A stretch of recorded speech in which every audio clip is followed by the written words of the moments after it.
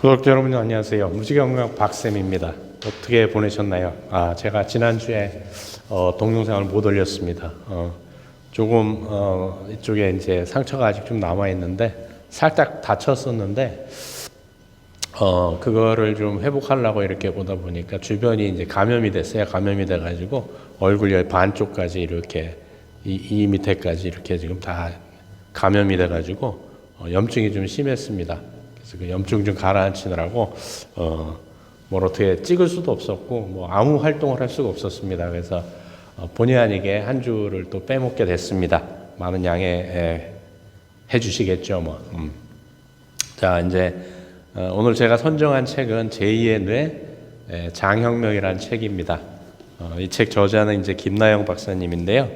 서울대에서 학사, 석사, 박사학위를 취득하셨고요. 분당 서울대학교 병원 소화기내과 의사, 분당 서울대학교 병원 성차의학연구소 소장이며 서울대학교 의과대학 교수로 재직 중이다.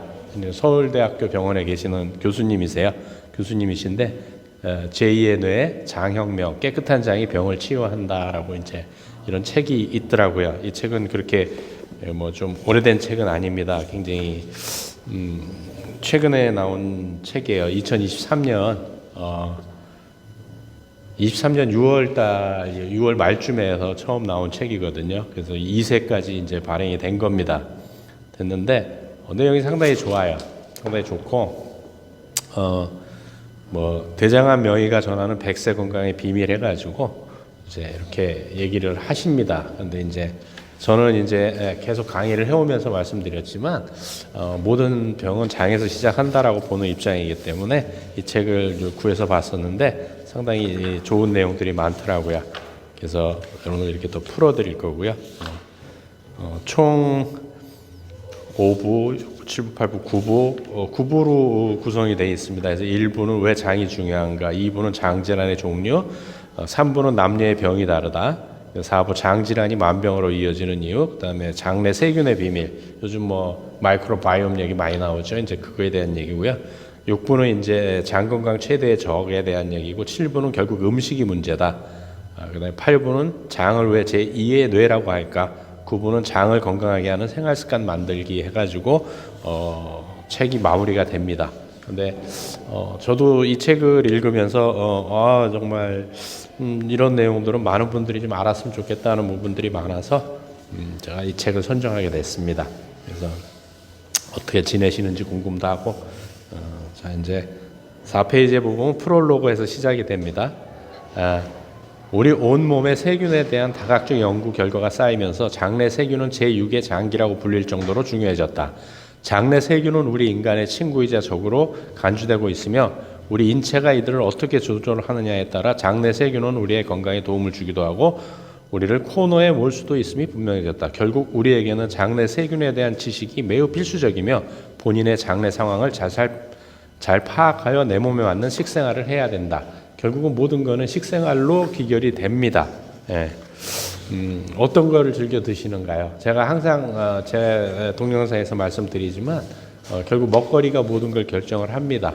근데 과연 우리가 지금 채식을 먹는다고 해서 과연 그것이 우리한테 정말 도움이 되는 건지 이런 얘기들은 한번 사실 우리가 생각해 봐야 되는 문제들입니다.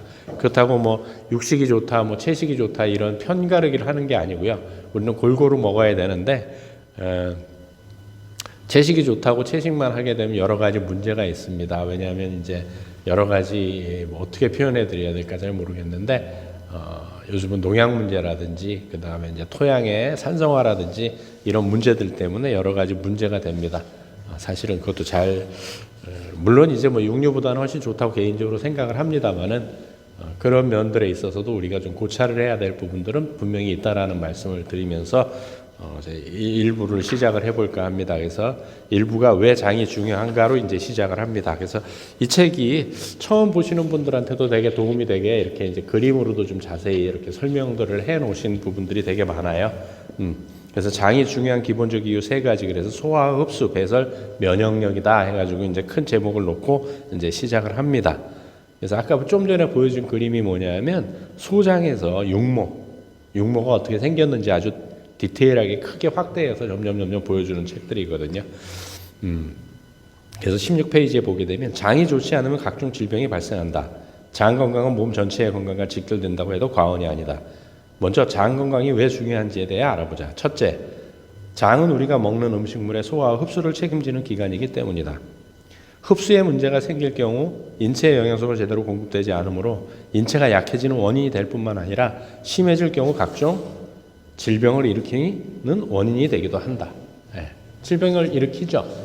특히 단백질이 이제 가장 큰 많은 병들을 일으키는데, 물론 이제 뭐 탄수화물이나 이제 포도당으로 인해서 뭐 당뇨가 생기고 하는 거기지만 가장 질병을 많이 일으키는 것은 단백질이다. 근데 인간이 살아가려면 단백질은 가장 필수적인 요소다. 이게 참 딜레마인 거죠.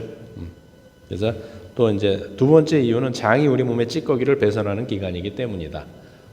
자, 제가 노상 말씀드리지만 여성분들한테 물어보면 대부분 답을 100% 하세요. 화장은 하는 게 중요합니까? 지우는 게 중요합니까? 대부분 지우는 게 중요하다고 말씀을 하십니다. 그럼 먹는 게 중요할까요? 싸는 게 중요할까요? 먹는 것도 중요하고 싸는 것도 중요하지만 싸는 게 더 중요하다고 저는 생각을 합니다. 개인적으로. 찌꺼기를 배설하는 기관이기 때문에 되게 중요한 거예요. 우리가 매일 의무적으로 봐야 하는 소변과 대변이 바로 배설 작용에 의해서 일어나는 현상이다. 이 중에 대변은 장에 의해 배설되는데 이때 배설이 잘 이루어지지 않을 경우 인체에 찌꺼기가 쌓이게 되고 이것이 부패하면서 독소로 작용하여 인체에 각종 질병을 일으키는 원인이 된다. 장이 좋지 않을 때 이러한 일이 일어나므로 장은 인체에서 기본적으로 건강해야 하는 중요한 기관이라고 할 수밖에 없다. 그래서 여기서도 얘기하지만 배설이 잘 이루어지지 않아서 독소로 작용한다. 이게 뭐야? 똥독이죠. 똥독. 독 중에 제일 무서운 똥독인 거죠. 세 번째 이유는 장이 인체의 면역력과 깊은 관계가 있기 때문이다. 그래서 장내 면역세포의 부조화로 인해 만성 염증성 장질환이 발생할 수 있으나 반대로 여러 가지 이유로 이러한 장의 건강이 무너지게 되면 면역세포 역시 타격을 입게 되므로 인체의 면역력에 부정적 영향을 미치게 된다. 즉 장 건강이 나빠지면서 우리의 면역력에 적신호를 보내기 때문에 장은 몸 전체의 건강을 지키는 아주 중요한 기관인 것이다. 이게 이제 중요한 이유 세 가지를 이제 풀어주신 거고요. 그래서 20페이지에 장이 중요한 진짜 이유에서 뇌와 위장관 사이의 상호작용인 뇌장축 이렇게 얘기했어요. 이거는 정말 우리 선조님들도 알고 계셨고 다 얘기를 했던 부분들이에요. 그래서 예전에 뭐라 그랬어요? 장청이 거로 뇌청이라고 했죠. 그러니까 장이 깨끗하지 않으면 머리도 깨끗해질 수가 없는 거예요, 사실은. 생각보다 많은 사람이 속이 불편하여 병원에 가서 내시경 등 여러 검사를 받아보지만 별다른 큰 이상이 없다는 결과를 받고 허탈하기도 한다. 이런 결과가 나타나는 이유는 장에 분명 문제가 있긴 하지만 검사에서는 그런 디테일한 부분까지 잡아내지 못하기 때문이다. 이거 의사께서 말씀하시는 거예요. 이러한 만성적 장질환, 장 관련 질환 중 대표적인 것이 과민성 장증후군이다. 과민성 장증후군은 대장 내시경이나 X선 검사를 해도 문제가 되는 객관적 소견이 발견되지 않는 대표적 질환이다. 과민성 장증후군은 복부 통증, 복부 팽만, 설사와 변비가 반복되거나 교대로 나타나는 특징이 있다. 많은 사람들이 여기서 이제 어떤 생각을 하냐면 과민성 대장을 갖고 있으면 설사를 주로 한다고 생각을 하세요. 아니에요. 변비와 설사가 반복됩니다. 또 어떤 분은 설사만 하고요. 어떤 분들은 또 변비가 생기시기도 합니다. 그래서 고정된 건 아니고요. 왔다 갔다 반복된다라고 아시고 계시면 되게 좋습니다. 그래서 뭐 여기 또 이제 이렇게 또 기능성 장질환에 대한 또 분류표까지 국제 분류표까지 해갖고 또 아주 친절히 실어주셨고요. 과민성 장증후군 환자들은 특별히 음식을 잘못 먹지 않았는데도 스트레스만 받으면 증상을 느낀다. 이것은 대장이 스트레스와 같은 정신적 현상에도 민감하게 반응하기 때문에 나타나는 결과라고 볼 수 있다. 실제 과민성 장증후군을 겪는 환자들 중 다수는 만성적인 불안, 우울 등의 심리적 증상을 보이기도 한다. 그리고 이런 정신적 스트레스가 심해질수록 과민성 장증후군 증상도 더 악화되는 경우를 쉽게 볼 수 있다. 결국 그래서 많은 의사 선생님들이 뭐라고 하대요? 이게 과민성 대장증후군 같은 경우는 스트레스가 원인이다라고 얘기를 하시죠. 장과 뇌가 연결되어 있다라는 얘기를 이렇게 얘기를 하는 거죠, 사실은. 25페이지에 보게 되면 인체의 기관 중 정신과 영역의 대표적 기관이 신경계인데 의학적 연구에 의해 스트레스가 자율신경계는 물론 내장 신경계에도 영향을 미친다는 사실이 밝혀졌고 미주신경을 비롯한 중추신경계 또한 내장 신경계와 연결되어 있다는 사실이 증명된 바 있다. 특히 과민성 장증후군 증상을 나타내는 대장은 뇌와 위장관 사이에 상호작용을 일컫는 뇌장축의 핵심 기관이다. 뇌와 장의 연결고리라는 거죠. 자율신경에 영향을 미친다고 했지 않습니까? 스트레스가 자율신경에. 그러면 자율신경은 무엇을 관장하는 거냐? 우리 소화를 다 관장을 하죠. 내가 밥을 오늘 이만큼 먹었으니까 소화 효소를 얼마큼 분비해야지. 이게 다 자율신경에서 조절되는 부분들이거든요. 그러니까 이제 장이 안 편하면 이런 모든 문제, 자율신경의 문제가 생기는 거고요.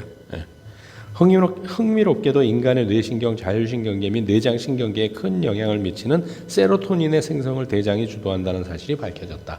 이건 사실 뭐 놀랄 일도 아니죠. 90%는 장에서 만들고 10%만 뇌에서 만드는 거죠. 세로토닌은 뇌의 시상하부 중추에서 신경 전달 물질로 기능하는 화학 물질의 하나다. 세로토닌 호르몬이 생성되기 위해서는 음식물 속 트립토판이라는 원료가 필요한데 장 건강이 좋지 않으면 이 물질이 잘 흡수되지 못하므로 세로토닌의 생성이 적절하게 이루어지지 않을 수 있다. 또한 장 건강이 좋지 않은 사람들은 이 세로토닌의 부족으로 장 내축의 적절한 기능이 이루어지지 못하게 되므로 스트레스와 우울과 불만에 민감해질 수 있다. 이로 인해 다시 장 건강이 좋지 않게 되는 악순환에 빠지게 되는 것이다. 이처럼 장 건강은 우리의 정신 건강에도 영향을 미치므로 중요하다 하지 않을 수 없다. 굉장히 중요하죠, 사실은.